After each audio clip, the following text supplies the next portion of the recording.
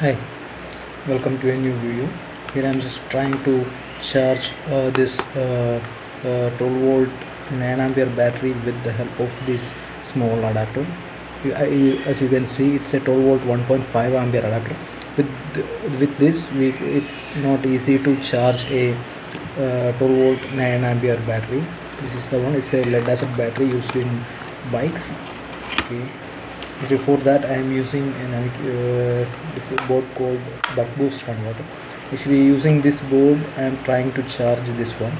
Actually, to charge this lead acid battery, we will need a different set of voltage. Instead of 12 volt, it will need 14.5 volt to fully charge, and to get at least an 80% of charge, we need more volt, like 13.5 or above. I think 14.3 will be good for charging this battery. I will connect this adapter. I have just connected this adapter to power output. Then I will just connect this one. Sorry.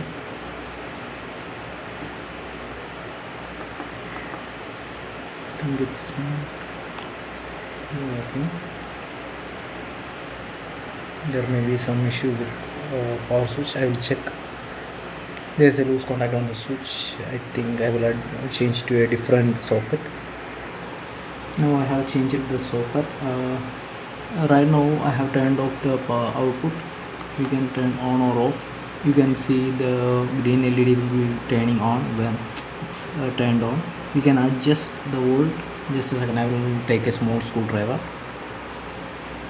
As you can see, there is a two variable resistor. One is called CC and the other one is CV. CC means constant current and CV means constant volt. Actually, if I am adjusting this CV potentiometer, it will change the volt. As you can see, it's changing the volt. Actually, I need around 14 volt. Now I will be setting this to 14 volt.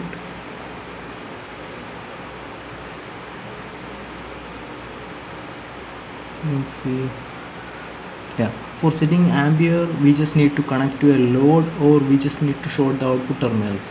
Actually, it has a built-in protection, so there will be no issues. You can see CV. I will connect this to battery. Now I have just connected the battery. It's showing 11.9 volt. Actually, it's around 11 volt, so we need to charge this one. Okay, actually I will turn on the output. When it's turned off, it will show the output voltage.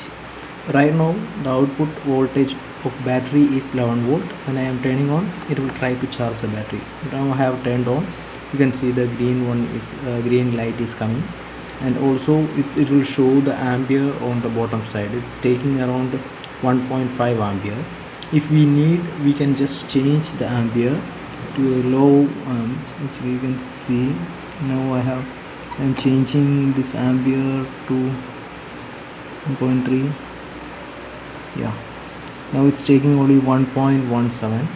okay, if I am rotating it anti-clockwise, it will just show, it will increase. On one side it will increase, and the other side is the opposite side will increase the volt, and the other side will decrease. I can increase this to little bit. But actually, in my case, I cannot increase more than 1.4, because right now I have connected a 1.5 ampere adapter, 12 volt 1 ampere 5 adapter. So I am also increasing the volt and ampere, which is not possible after a limit. I believe with proper heat dissipation, it can take around 35 watts. Anyway, it will take a little bit time to charge the battery. I am actually using this technique for charging different set of batteries. You can see I have a different set of lithium ion batteries and lithium phosphate batteries. So if there are multiple batteries in series or parallel, normally I will use this one to charge if it's a little bit low. Thanks for watching. Just let me know in comments if you have any doubts. Actually, I have purchased this board from Amazon at around 1400 rupees. I believe now it's available for 1200 range on a different seller, which is called QuickSense, I believe. So if you're interested, you can also try that. Also, when the ampere is low, actually it will glow the red LED. That you can see here. Anyway, thanks for watching. Bye bye.